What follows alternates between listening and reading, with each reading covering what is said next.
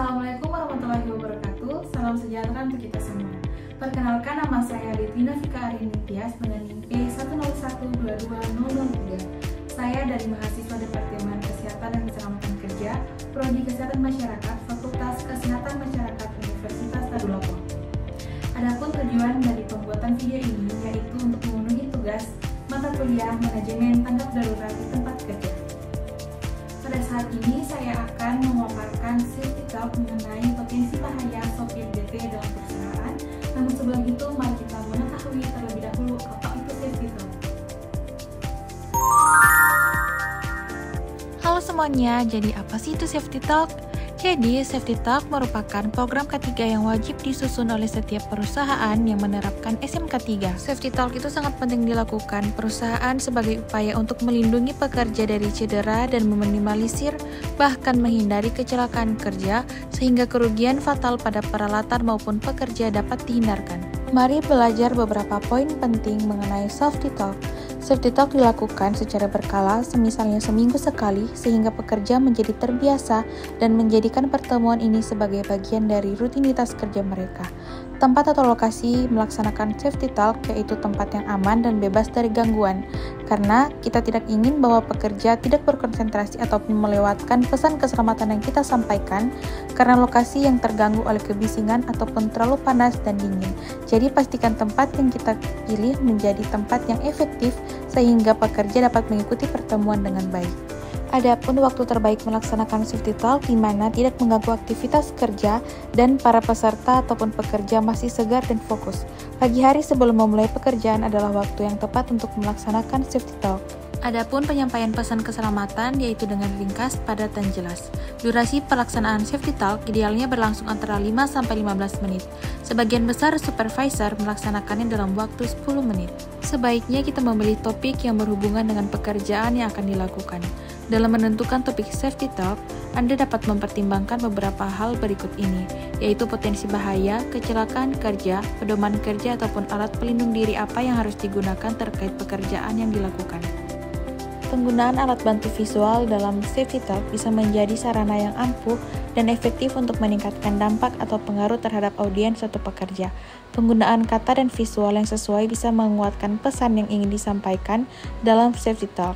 Untuk Safety Talk sendiri, Anda dapat menggunakan alat bantu visual berupa gambar, grafik, video, ataupun peralatan pendukung yang berhubungan dengan topik Safety Talk.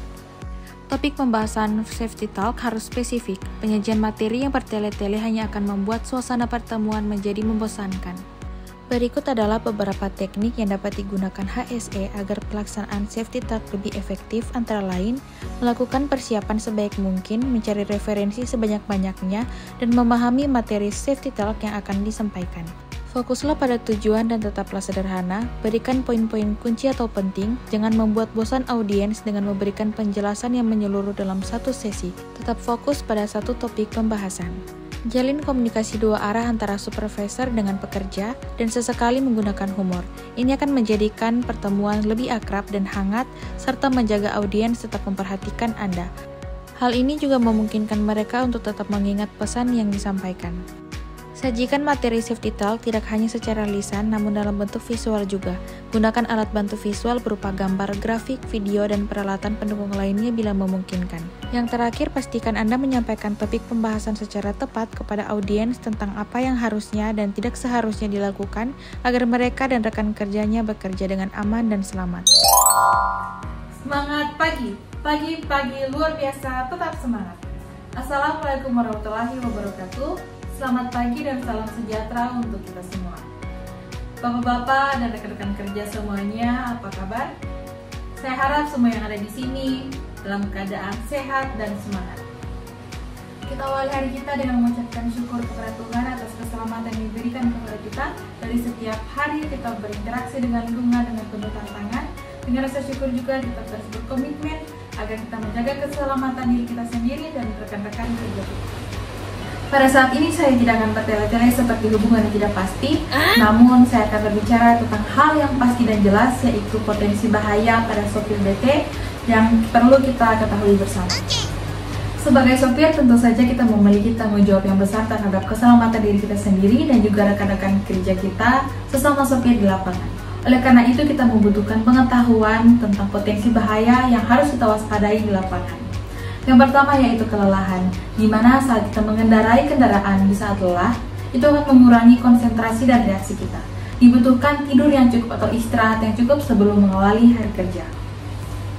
Yang kedua, kita perlu memperhatikan cuaca, di mana cuaca yang buruk seperti hujan dan kabut itu akan mengurangi visibilitas dan akan membuat jalan menjadi licin. Jadi kita perlu menjaga-jaga, menjaga jarak dan kecepatan kita agar mengurangi risiko kecelakaan di tempat kerja. Untuk selanjutnya kita harus memperhatikan penggunaan ponsel, di mana saat mengendarai dan menggunakan ponsel itu pasti akan mengurangi kefokusan kita pada jalan. Diharapkan kepada semua bapak-bapak agar tidak menggunakan ponsel saat mengendara karena akan menyebabkan risiko kecelakaan. Tidak lupa juga kita harus memperhatikan kondisi atau keadaan kendaraan kita. Pastikan kendaraan dalam kondisi yang baik, periksa ban, lampu, dan rem sebelum mengendarai. Lupa juga dengan moto kita pada pagi hari ini, yaitu pergi sehat, kerja giat, pulang selamat. Yang berarti kita sehat jasmani. Sehat jasmani artinya kita tidak terpengaruh oleh alkohol ataupun obat-obatan dan tidak terpengaruh juga oleh isu-isu yang tidak baik. Masalah yang ada di rumah, yang ada di lingkungan masyarakat, yang tadinya tidak membuat nyaman hati, mari kita tinggalkan itu sebentar karena kita fokus untuk bekerja, kita fokus untuk menjalankan tanggung jawab kita, terutama fokus untuk menjaga keselamatan diri kita sendiri. Nah, kalau kerja giat, tentu saja kita datang di tempat ini untuk bekerja dan mempunyai tujuan masing-masing. Tujuannya apa? Mungkin ada yang punya target dan juga ada yang tentunya mencari nafkah untuk keluarga dan pulang dengan selamat, tentu saja dengan cara kita menjaga keselamatan diri kita sendiri. Jangan bosan-bosan ya bapak-bapak, rekan-rekan kerja semuanya untuk menjaga keselamatan safety diri karena itu sangat penting karena tujuan kita itu datang bekerja dan kita pulang dengan selamat, bukan datang untuk mencari insiden atau kecelakaan dan pulang membawa berita atau kabar tidak baik. Pada bapak semuanya, sebelum melakukan pekerjaan, baiklah kita memohon perlindungan dari Yang Maha Kuasa. Tidak lupa kita berdoa dengan sungguh-sungguh juga supaya pekerjaan kita diberkati dan dapat selamat dari awal hingga akhir shift atau akhir pekerjaan kita semuanya. Selalu waspada terhadap pengemudi yang lain, khususnya pengemudi yang tidak mengikuti aturan, berikan ruang bagi kendaraan yang lain, dan juga tetap tenang dalam situasi maupun kondisi yang sulit. Saya berharap setiap pengemudi dapat memperhatikan dan mengutamakan keselamatan dirinya dan juga keselamatan rekan-rekan kerja yang lain. Dan ingatlah bahwa keselamatan bukan tanggung jawab individu, melainkan tanggung jawab bersama. Saya teringat sedikit kata-kata dari Kak Rian, di mana beliau merupakan salah satu HSE di suatu perusahaan, dan beliau mengatakan seperti ini. Butuh waktu 1 menit untuk kita mengisi safety card. Butuh waktu 1 jam untuk kita melaksanakan toolbox meeting atau safety meeting. Butuh waktu 1 hari untuk kita melaksanakan tanggung jawab atau pekerjaan-pekerjaan kita. Butuh waktu 1 minggu untuk merancang program-program HSE kita. Butuh waktu 1 bulan untuk melaksanakan program-program atau planning yang sudah kita rencanakan.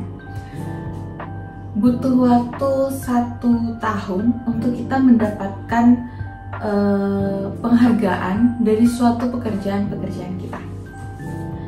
Butuh waktu seumur hidup untuk bertanggung jawab dan menjaga kesehatan juga keselamatan diri kita sendiri dan juga rekan-rekan kerja kita. Namun, kita hanya perlu 1 detik saja untuk menghancurkan semuanya itu bila ada insiden atau kecelakaan. Oleh karena itu, saya harapkan kepada bapak-bapak, kepada rekan-rekan kerja semuanya agar lebih memperhatikan keselamatan diri sendiri, karena dengan demikian kita juga menyelamatkan rekan-rekan kerja kita. Mari kita saling mengingatkan untuk menjaga dan juga mengutamakan keselamatan diri kita dalam setiap perjalanan maupun pekerjaan, karena dengan demikian kita dapat mengurangi risiko terjadinya kecelakaan dan dapat kembali ke rumah dengan penuh selamat. Izinkan saya untuk berpantun sedikit. Ubur-ubur ikan lele, jangan lupa jaga keselamatan diri sendiri dan keselamatan rekan kerja kita juga, Le. Ikan hiu makan tomat, pastikan kita selalu selamat. Terima kasih atas perhatian rekan-rekan semuanya. Selamat bekerja dan tetap aman.